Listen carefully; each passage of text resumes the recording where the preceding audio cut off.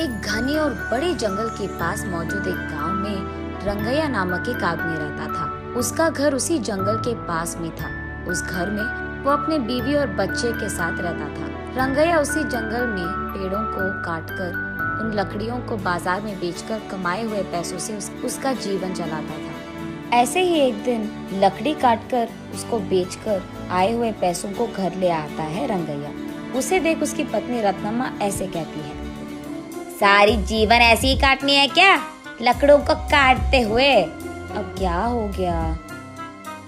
क्या क्या हो गया? ज्यादा पैसा कमाना नहीं है तुमको, अपने बेटे को पढ़ाना नहीं है, घर नहीं खरीदना है, हमेशा इसी घर में रहते हुए उन्हीं लकड़ियों को काट कर उन्हें बेचकर जीना है क्या? ऐसे कहती है। जब देखो बस पैसों का ही चर्चा, और कुछ सोचती भी नहीं हो क्या तुम?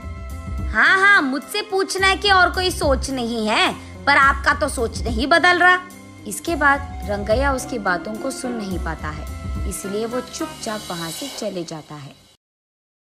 उस रात को रंगैया अपने घर की खिड़की से बाहर देखते रहता है। दूर में उसे एक छोटी सी रोशनी दिखाई देती है और वो ये भी देखता है कि कई सारे गाड़ियाँ बाहर से जंगल की ओर और जंगल से बाहर की ओर जाते रहते हैं। मैं तो हर रोज इसी जंगल में काम करता हूँ। मैंने आज तक लकड़ियाँ काटते हुए किसी को आते या जाते नहीं देखा है, ना ही सुना है। लेकिन हर रोज रात के समय में यहाँ गाड़ियाँ आती जाती रहती है। मुझे कुछ तो करके जानना होगा कि वहाँ हो क्या रहा है। अगले दिन सुबह उठते ही जहाँ उसे कल रात रोशनी दिखी थी, उसी तरफ जाता रहता है रंगैया। वहाँ उसे झाड़ियों के बीच एक गुफा दिखाई देती है। उस गुफा में वो डरते डरते जाता है। दिखने में वो बाहर से छोटा ही क्यों ना हो, अंदर से वो गुफा बहुत बड़ा था। उस गुफा में गैर कानूनी से कटे हुए चंदन के सारे पेड़ दिखाई देते हैं रंगैया को। उन सारे पेड़ को देख रंगैया को सारा विषय समझ आता है। अच्छा, तो बात ये है कि चोरी से इन चंदन के पेड़ों को यहाँ छुपाकर इन्हें रात के समय में यहाँ से बाहर निकालकर बेच रहे हैं पैसों के लिए। वो उसके चारों ओर देखने लगता है। तब उसे अचानक किसी के पास आने के आवाज सुनाई देती है। तुरंत वो एक चंदन के बड़े पेड़ों के पीछे छिप जाता है।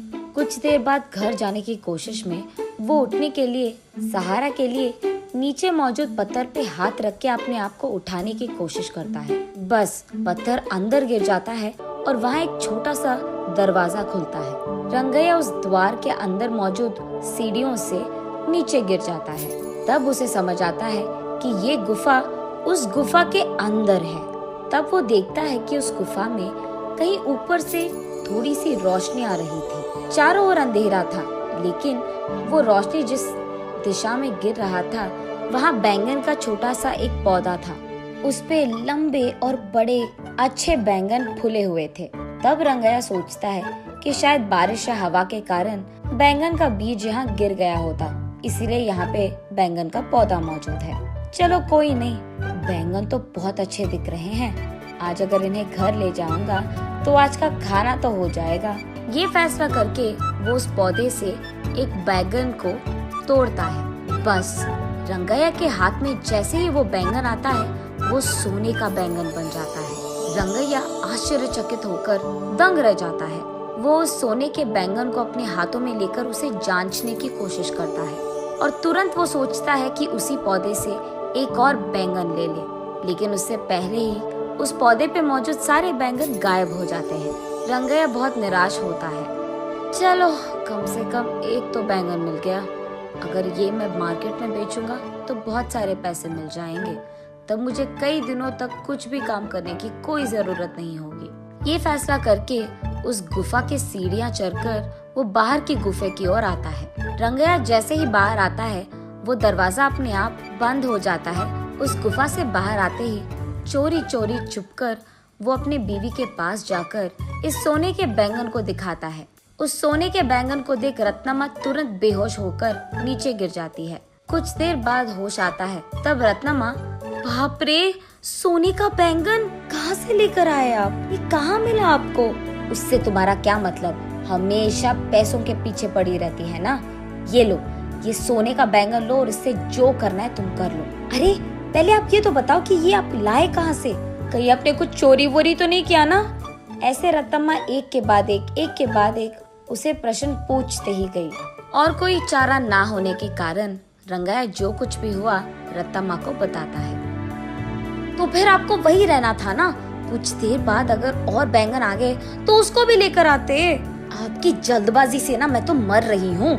चलो जो हो गया सो हो गया, इस बैंगन से हम बहुत सारे दिन ना कोई भी काम करे बिना आराम से रह सकते हैं। गधे को अगर सोने का सिंहासन पे बैठाया गया ना, उसकी बुद्धि तो गधे की ही रहेगी ना।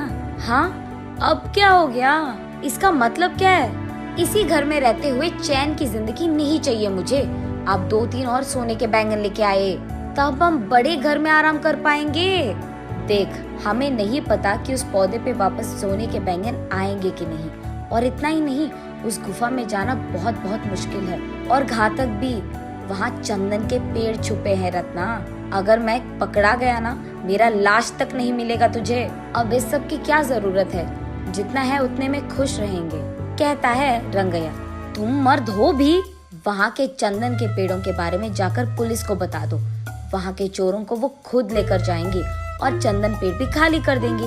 तब गुफा पूरा खाली हो जाएगा। यहाँ तुम्हारे अलावा किसी को भी नहीं पता कि उस गुफा में एक और गुफा छुपा है। इसीलिए जब चाहो तब तुम उस गुफा में आ सकते हो और जा सकते हो। वैसे ही अगर उस बैंगन के पौधे पे और बैंगन उग गए तो उसको भी लेकर आ सकते हो आप। इसको ये सोच आया पर मुझे तो नहीं आया, पता नहीं क्यों।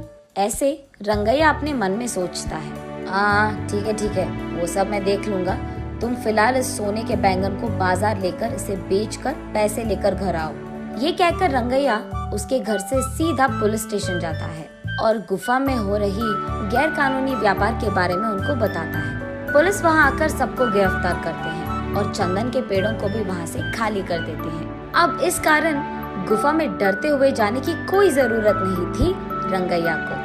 अगले दिन वो उस नीचे वाली गुफा में बैंगन के पौधे के पास जाता है। तब वो देखता है कि वो पौधा बैंगन से भरा था। इस बार वो एक बैंगन को लेकर जल्दबाजी में दूसरा बैंगन लेने ही जा रहा था कि सारे बैंगन गायब हो जाते हैं। तब रंगैया को समझ आता है कि असली बात ये है कि बैंगन रोज के एक ही मिलते हैं।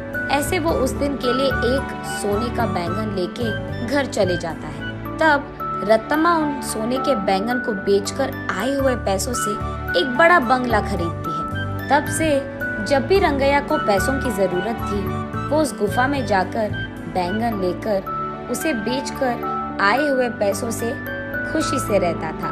जल्द ही रंगैया और रत्तम्मा उस गांव के ही जमींदार बन जाते हैं और खुशी से जीते हैं।